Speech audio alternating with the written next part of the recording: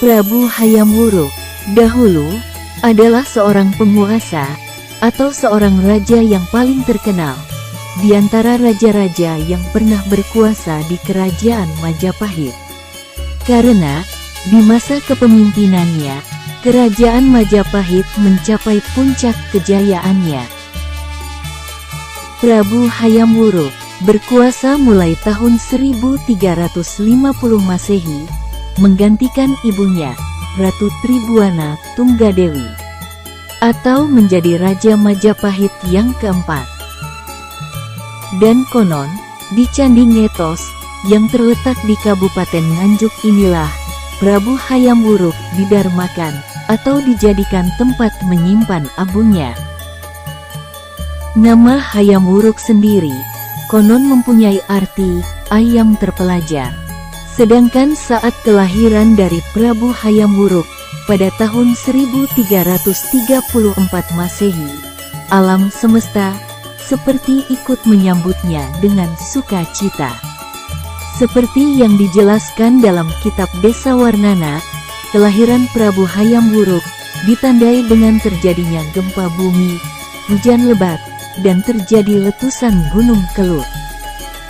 Prabu Hayam Wuruk dinobatkan menjadi Raja Majapahit pada tahun 1350 Masehi.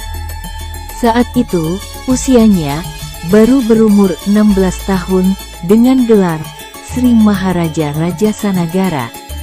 Seperti yang tertulis dalam kitab Desa Warnana atau kitab Kakawin Negara Kertagama, bahwa pada tahun 1350 Masehi, Hayam Wuruk naik tahta pada usia 16 tahun.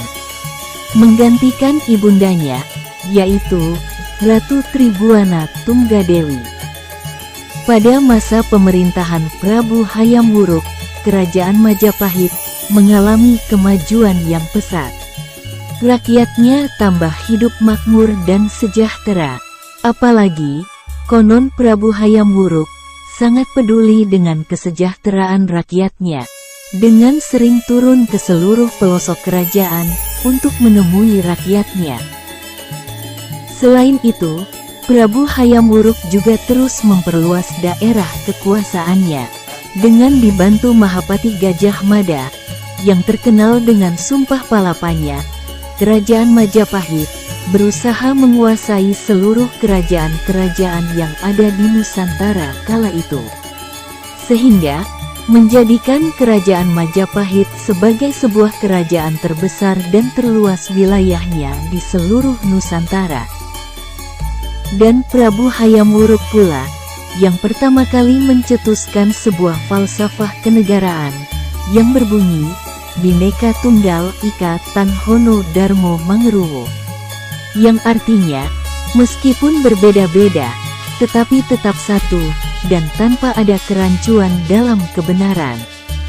Falsafah Majapahit inilah, yang kemudian diadaptasi, menjadi semboyan bangsa Indonesia yang majemuk, namun, tetap menjadi satu kesatuan.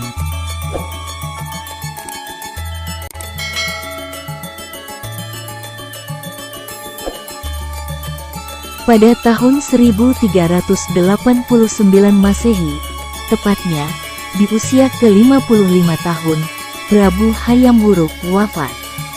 Kemudian, atas permintaan dari Prabu Hayam Wuruk sendiri sebelum meninggal, meminta agar nanti abu jenazahnya disimpan di Candi Ngetos ini. Candi Ngetos ini terletak di kaki lereng Pegunungan Wilis. Tepatnya, berada di Desa Ngetos, Kecamatan Ngetos, Kabupaten Nganjuk, Jawa Timur. Candi ini dibangun saat pemerintahan Prabu Hayam Wuruk tahun 1354 Masehi untuk dijadikan sebagai tempat pemujaan.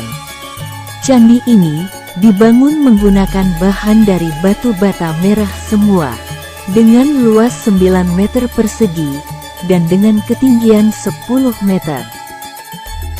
Dan di puncak candi ini, terdapat hiasan arca wajah raksasa Balaupata, yang berseri-seri, optimis, terang, cerah dan indah. Dahulunya, Kegiatan-kegiatan spiritual Kerajaan Majapahit kala itu sering dilaksanakan di candi ini. Candi Ngetos ini dibangun oleh paman Prabu Hayam Wuruk, yaitu Raden Ngatas Angin atau Raden Condromowo, atas prakarsa dari Prabu Hayam Wuruk sendiri, yang selain dijadikan sebagai tempat pemujaan bagi Dewa Siwa dan Wisnu, karena konon dulunya di sini terdapat arca Dewa Siwa dan Wisnunya. Juga Prabu Hayam Wuruk ingin nantinya bila wafat diperabukan di candi ini. Awalnya nama Candi Ngetos ini adalah Petri Pujastuti. Tapi ada beberapa ahli sejarah yang berpendapat bahwasannya Candi Ngetos ini bukan menjadi tempat penyimpanan abu jenazahnya Prabu Hayam Wuruk, melainkan hanya sebagai tempat pendarmaan atau tempat penghormatan saja.